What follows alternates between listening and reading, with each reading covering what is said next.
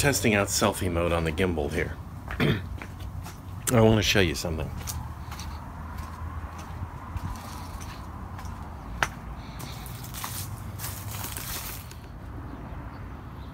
Now this is our garbage can. I think I may have showed it to you the other day. It's brand new. It's been rained on a couple times. And over here, for reference sake, are our neighbors' garbage cans. Now, I can't prove it, but I'm pretty sure that that's my old garbage can. Here's what happened. That house over there is a rental. It's a guy who rents houses out for people for extended stay, 3-4 weeks, things like that. They want to come into town and they want a place to live. It's furnished and it's all set up and it's a house and etc. So it's a string of different people in there. Some more, others less obnoxious. One day my good garbage can became a bad garbage can, and their bad garbage can became a good garbage can. Now, these things do break with age, and you can get them replaced from the city, but I'm still pissed off about it. But I hadn't memorized the serial number, which I have now. And not too terribly long ago, that bad one finally started falling apart completely. And so we had to buy, well, not buy, that's the wrong one. I had to arrange a replacement. And we got a brand new one. I recorded the serial numbers so that it can't be stolen again, or if it can, I can track down the burps. And we had it for all of 2 weeks, and then this happened. See the pin there? Well, you don't see the pin there because it's missing. So now the lid is completely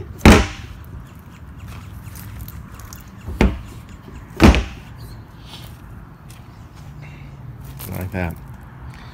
So today we're going to try to make a replacement rather than call the city of Phoenix and ask for another replacement 2 weeks afterwards.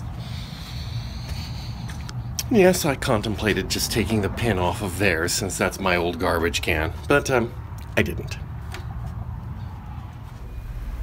Do you remember this project? This was our iPad document scanner that we built some time ago when iPads looked very different and when the world was a very different place. We've had no use for this around my house for quite some time because my wife's school's moved on to a system that she can use without it. So I'm going to repurpose it for my garbage can. I'm thinking that this pipe might be the right size to replace that missing peg. And unfortunately, because it's got that end on it, I can't just try to stick it in there and see if it fits. So I'm going to have to cut this apart first. And if it works, terrific. We can just use this. And if it's too big, we can run down to Home Depot and pick up a smaller piece of pipe that should do the job. But why not repurpose stuff I was going to throw away anyway? So let's first cut this thing open and see if it fits.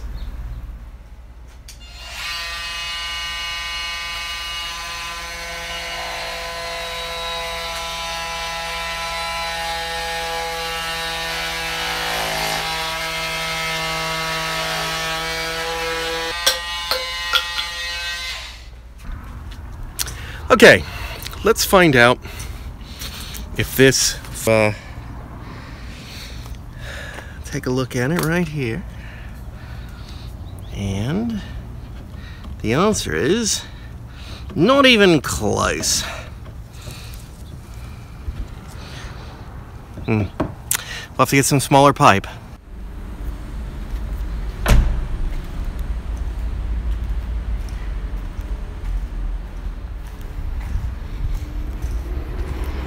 Yep, I'm on my way to work. Exciting fun, huh? You're getting a rare glimpse inside the deep inner sanctum, where I'm just going over to the printer and going to pick up some stuff on changing IP addresses. So I've got to change the IP address on our iSeries, and the problem with that is you have to do it from a console, because if you do it, you can't do it by IP address attached device. So I've had to come into the office today, and I'm hoping this won't take but a few minutes, but you know, we know how those things go.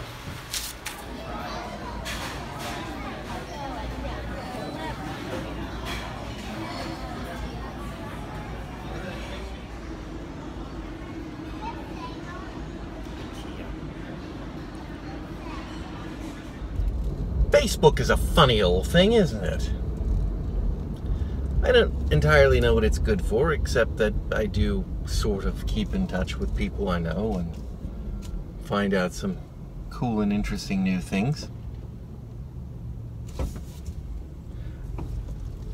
But it's, you know, a bit of a time waste. I think we all know that.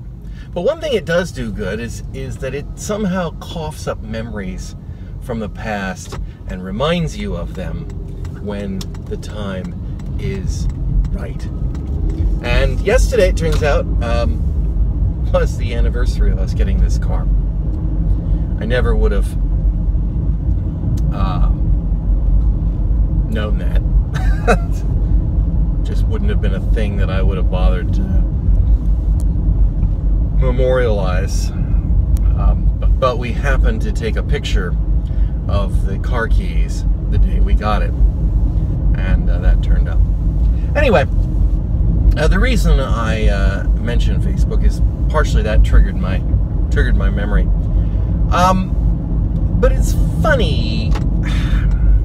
You live in a world where our friends don't always hold the same views as we do. That isn't how we find and meet our friends. And so I have some friends who are, to all the world, to everything that I believe in, to believe everything that I stand for. You could look at these people and you could say, how could you possibly be a friend with them? And it's true. And I'm not going to name names, and I'm pretty sure this person doesn't watch this, but if she does, well, I hope you understood these things about me. One is, this person is a naturopath. Like chiropractic, this is a complete bit of quackery. It's complete bullshit. And naturopathic is worse than chiropractic, but that's because most chiropractors only don't necessarily believe all the crap that came about through the fixing colds and stuff. But most of them still are doing completely and utterly unnecessary bullshit to people.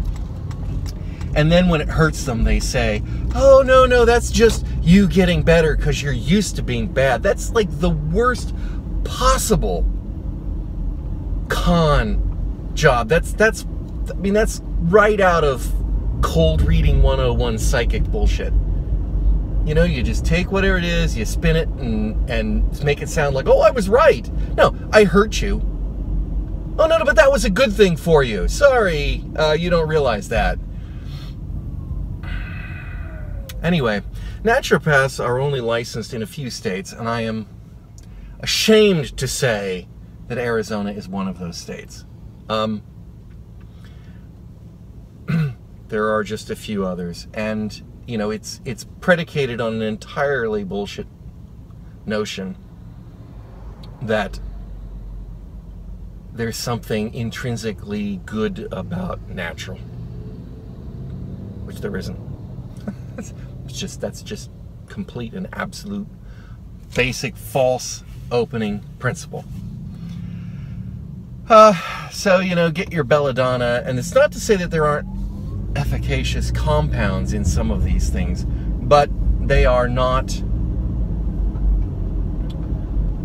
as efficacious as artificially extracted and or alternate compounds, and it's a nonsense thing.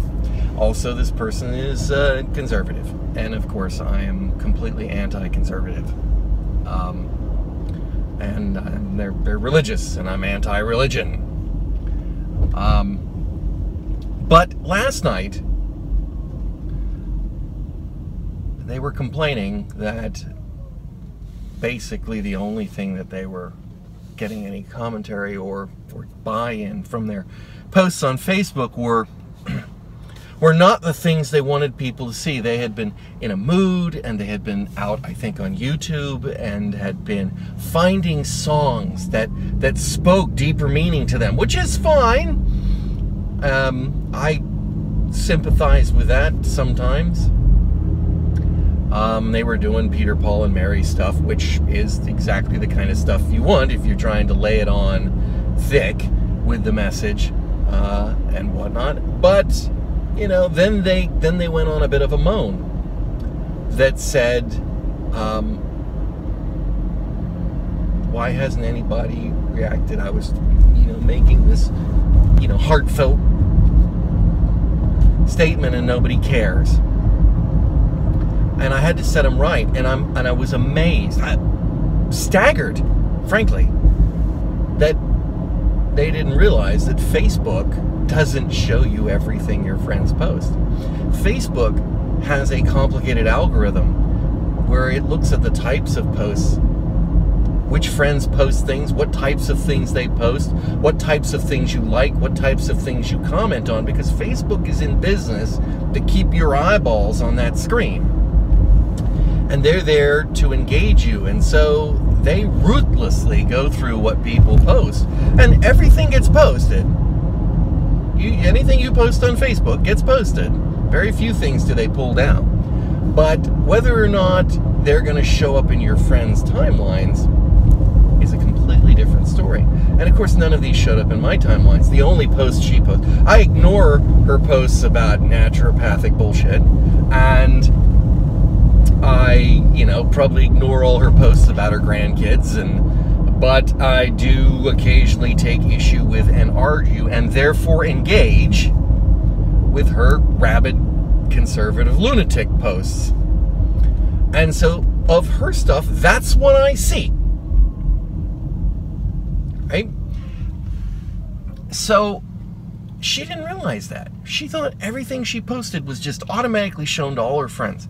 And I wonder how many other people out there are laboring under this false concept that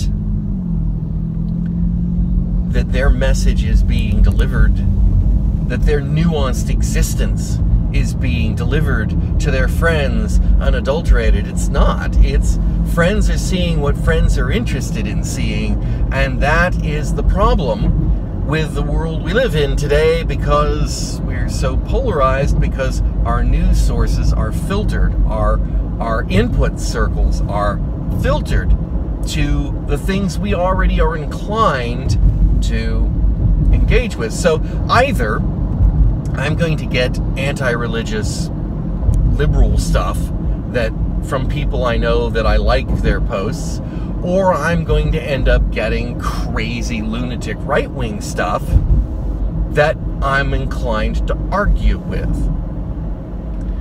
and or be outraged by.